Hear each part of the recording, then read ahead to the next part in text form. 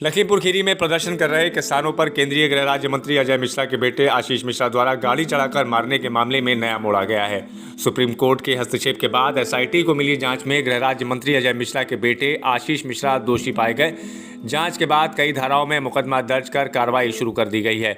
इस पूरे मामले पर जब मीडिया ने गृह राज्य मंत्री अजय मिश्रा से जानकारी लेनी चाहिए तो पत्रकारों को धमकाया गया, जिसको लेकर आज रायबरेली में कांग्रेस जिला अध्यक्ष पंकज तिवारी ने अपनी अगुवाई में दर्जनों कार्यकर्ताओं के साथ मिलकर कलेक्ट्रेट परिसर पहुंचकर गृह राज्य मंत्री अजय मिश्रा की बर्खास्तगी को लेकर सिटी मजिस्ट्रेट के माध्यम से महामहिम राष्ट्रपति को ज्ञापन सौंपा। वहीं जिलाध्यक्ष ने बताया कि किसानों को न्याय दिलाने के लिए व केंद्रीय गृह राज्य मंत्री अजय मिश्रा को बर्खास्त करने के लिए राहुल गांधी लगातार राष्ट्रपति से मांग कर रहे हैं। जब तक गृह राज्य मंत्री को बर्खास्त नहीं किया जाएगा तब तक कांग्रेस आंदोलित रहेगी।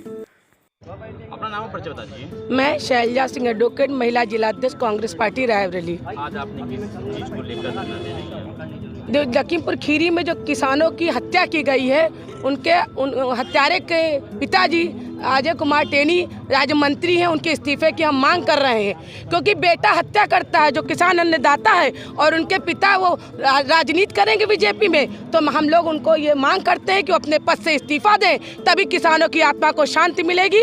और पत्रकारों को बराबर धमका रहे हैं। पत्रकार जो किसानों के साथ हैं, उनकी आवाज़ बुलंद कर रहे हैं, उनके साथ में साथ दे रहे हैं, उनको भी धमका रहे हैं, तो ये उनको भी मारा गया है। इसलिए हम लोग यहाँ जिलाधिकारी द्वारा राज्यपाल को ज्ञापन देने आए और धरना देने आए हैं कि वो अपने पद से इस्तीफा दे, नहीं आवाज आगे तक भी हम लोगों की लंबी लड़ाई चलेगी। आज जो हम लोग धरना और प्रदर्शन इस कलेक्ट्रेट परिसर में कर रहे हैं, अभी हाल ही में विगत महीने में लखीमपुर खीरी में जो किसान के परिवारों के साथ केंद्रीय गृह राज्य मंत्री अजय टेनी के पुत्र के द्वारा जो हमारे किसान भाई थे, उनके ऊपर गाड़ियां चढ़ा करके उनकी निर्मम हत्या कर दी गई है।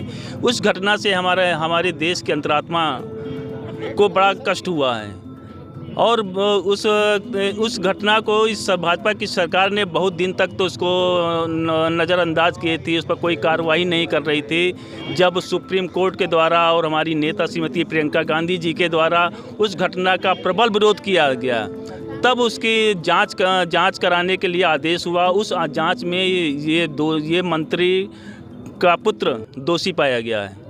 इस घटना की जानकारी हमारे देश के प्रधानमंत्री को है, गृह मंत्री को है।